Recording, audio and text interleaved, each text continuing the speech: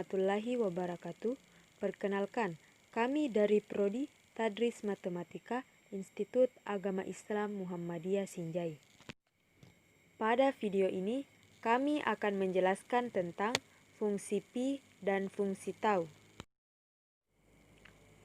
Kami beranggotakan yang pertama Zazira Makfirah, NIM 190109015. Yang kedua, Ninik Astuti, NIM 190109010. Yang ketiga, Husnul Muawiyah, NIM 190109009. Baik, langsung saja kita masuk ke materi, yaitu fungsi pi. Nah, definisi fungsi pi Euler. Fungsi Euler dilambangkan dengan pi. Secara definisi, pi k untuk 1 lebih kecil atau sama dengan k yang menyatakan jumlah bilangan bulat positif lebih kecil dari k relatif prima dengan k. Nah, jadi ini contoh dari fungsi pi Euler. Di sini nilai k, lambang k diganti dengan n. Jadi jika nilai n sama dengan 1, maka nilai pi n sama dengan 1. Jika nilai n sama dengan 2, maka pi 2 sama dengan 1. Nah, untuk mengetahui cara untuk mendapatkan pi n, saya akan jelaskan pada teorema 1 di slide berikutnya. Nah, teorema pertama. Teorema pertama ini mengatakan bahwa jika P1, P2, sampai Pk adalah seluruh faktor prima dari K, maka pi K sama dengan P1 dikurang 1 per P1 dikali P2 dikurang 1 per P2 sampai dengan PK dikurang 1 per PK. Nah, teorema ini berfungsi bagi dua bilangan, baik yang prima maupun yang tidak prima. Contohnya, di sini saya mengambil bilangan tidak prima, yaitu 12, di mana 12 itu bukan bilangan prima. Maka, sesuai dengan definisi teorema 1, kita perlu mencari faktor primanya untuk mendapatkan nilai PK. Maka, untuk mendapatkan faktor prima dari 12, kita bisa menggunakan pohon faktor. Kita mendapatkan faktor prima di sini ada 2 dan 3. Nah, maka faktor prima 2 dan 3 itu saya jadikan sebagai P1 dan P2, di mana P1 sama dengan 2 dan P2 sama dengan 3. Begitu sebaliknya. Kemudian kita masukkan ke rumus, maka pi 12 sama dengan 12 2 dikurang 1 per 2 dikali 3 dikurang 1 per 3. Nah, maka 12 2 dikurang 1 sama dengan 1 per 2. Nah, 3 dikurang 1 sama dengan 2 per 3. Nah, dan menghasilkan 4.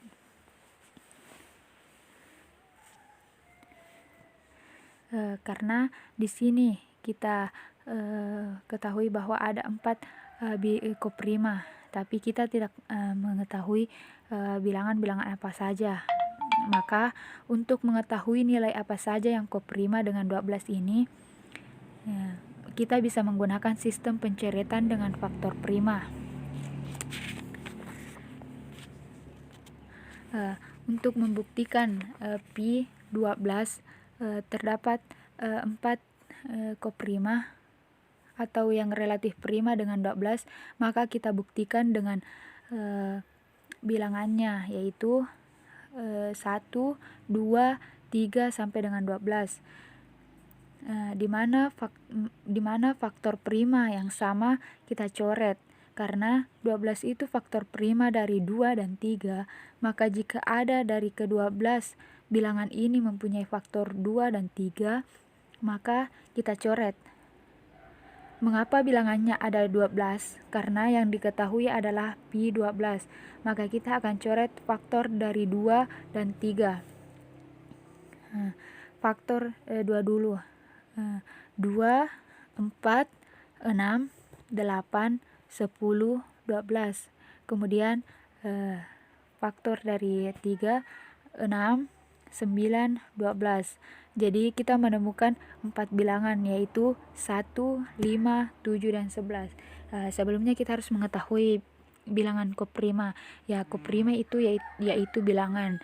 Dua bilangan bulat A dan B dikatakan koprima apabila A dan B saling prima. Dengan kata lain, FPB kedua bilangan yaitu 1. Begitupun contoh berikutnya sama seperti contoh 1, pi 14 sama dengan 14. Kita masukkan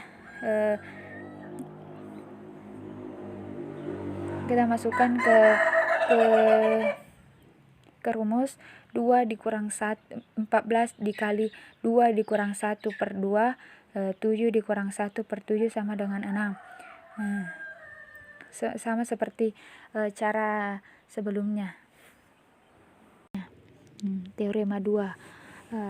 Di sini teorema 2 menyatakan bahwa untuk P bilangan prima, pi P sama dengan P dikurang 1. Maksudnya, jika nilai P tidak prima, maka kita tidak bisa menggunakan teorema 2 ini, karena P hanya berlaku jika nilai P-nya adalah bilangan prima. Contohnya pi 13. Kita ketahui bahwa 13 ini adalah bilangan prima, maka kita masukkan ke rumus pi P sama dengan P dikurang 1, maka menghasilkan 12. Dan kemudian di sini kita ketahui dari pi 13 terdapat 12 bilangan koprima. Sama seperti teorema pertama, kita bisa menggunakan sistem pencoretan dengan faktor prima. Jadi kita mengambil bilangan dari 1 sampai dengan 13. Kita ketahui bahwa 13 adalah bilangan prima, maka angka 13 ini kita coret. Jadi bilangan koprima yang ke-12 itu yaitu 1, 2, 3, 4, 5, 6, 7, 8, 9, 10, 11, dan 12. Begitu pula dengan contoh 2, di mana pi-nya adalah 7, maka koprimanya sama dengan 6. Maka terdapat 6 bilangan yang koprima dengan 7. Seperti cara tadi, kita ketahui bahwa 7 adalah bilangan prima, maka ada 6 bilangan yang koprima dengan 7, yaitu 1, 2, 3, 4, 5, dan 6. Teorema 3. Teorema 3 mengatakan bahwa untuk bilangan prima dan positif integer. Jadi teorema 3 ini hanya berfungsi untuk bilangan prima dan pangkat positif.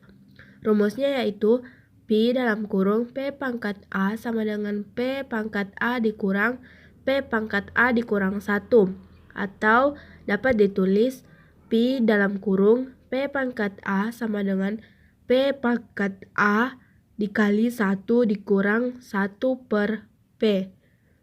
Mari kita lihat contoh soal berikut. Jadi di contoh soal ini saya mengambil 3 sebagai bilangan prima dan 2 sebagai pangkatnya. Jadi pangkatnya ini tidak mempengaruhi apakah dia bilangan prima atau tidak, tetapi pangkatnya ini mempengaruhi apakah dia positif atau negatif. Jadi mari kita kerjakan sesuai dengan rumus yang di atas. Yang pertama yaitu pi dalam kurung 3 pangkat 2 sama dengan 3 pangkat 2 dikurang 3 pangkat 1 sama dengan 6. 3 pangkat 2 itu sama dengan 9. Jadi 9 dikurang 3 sama dengan 6. Jadi hasilnya adalah 6. Dari bilangan 1, 2, 3, 4, 5, 6, 7, 8, 9 terdapat 3 bilangan yang memiliki faktor 3 pangkat 2, yaitu 3, 6, 9. Jadi, terdapat 6 bilangan oprima dengan 3 pangkat 2, yaitu 1, 2, 4, 5, 7, 8. Teorema 4. Teorema 4 merupakan fungsi multiplikatif. Untuk dan saling relatif prima atau koprima, maka rumusnya Pm dikali N sama dengan Pm dikali Pn. Kita mengambil bilangan Pi 36.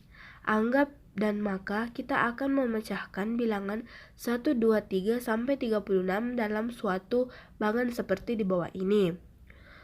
Bilangan yang diberi warna kuning itu adalah bagian yang koprima dengan 36 dari bagan di atas.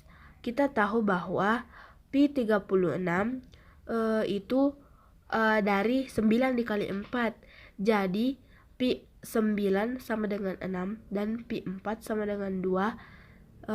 Maka 6 dikali 2 sama dengan 12.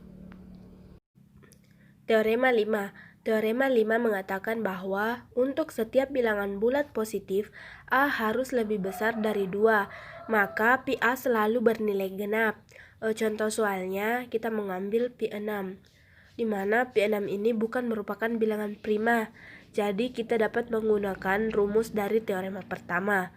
Terlebih dahulu kita mencari faktor dari 6. Faktorisasi dari 6 yaitu 2 dan 3.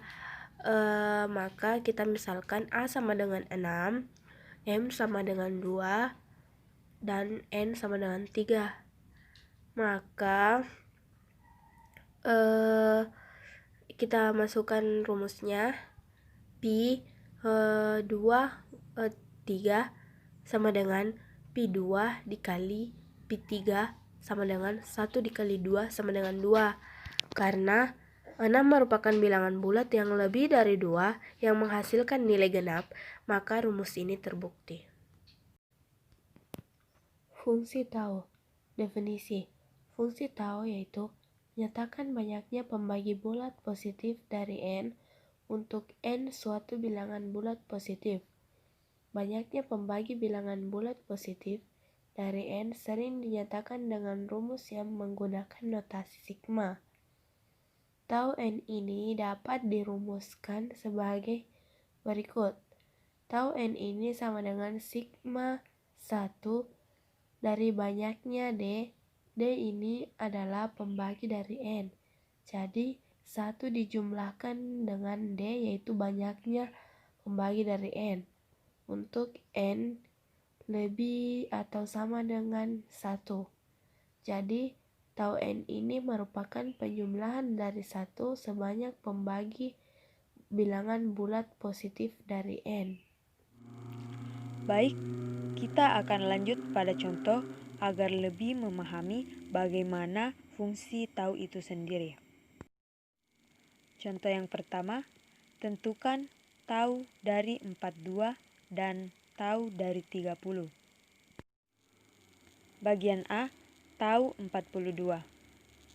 Semua pembagi bilangan positif dari 42 atau yang membagi habis 42 adalah 1, 2, 3, 6, 7, 14, 21, dan 42. Sehingga banyaknya pembagi 42 ini ada 8. Maka kita jumlahkan 1 ini sebanyak 8 kali. Sehingga tau 42 sama dengan 8. Selanjutnya bagian B, tau 30. Yang pertama, kita cari bilangan yang membagi habis 30.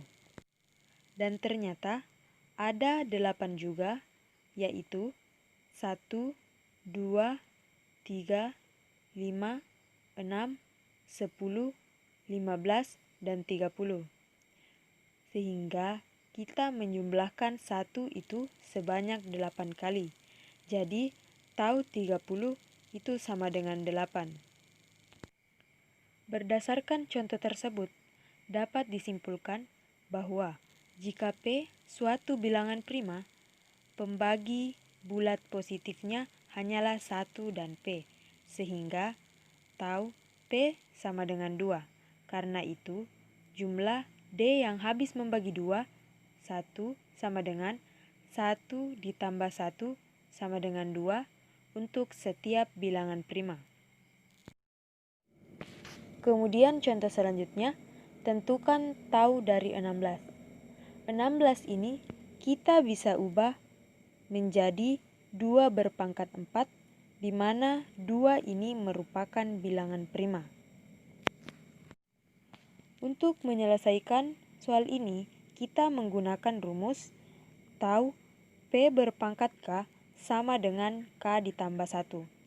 Jadi, tau 2 berpangkat 4 sama dengan 4 ditambah 1 atau sama dengan 5. Hal ini dapat kita buktikan dengan mencacah semua pembagi bulat positif dari 16, yaitu 1, 2, 4, 8, 16. Yang kedua, tentukan tau dari 81. 81 ini kita bisa ubah menjadi 3 berpangkat 4, sehingga tau 3 berpangkat 4 sama dengan 4 ditambah 1 sama dengan 5.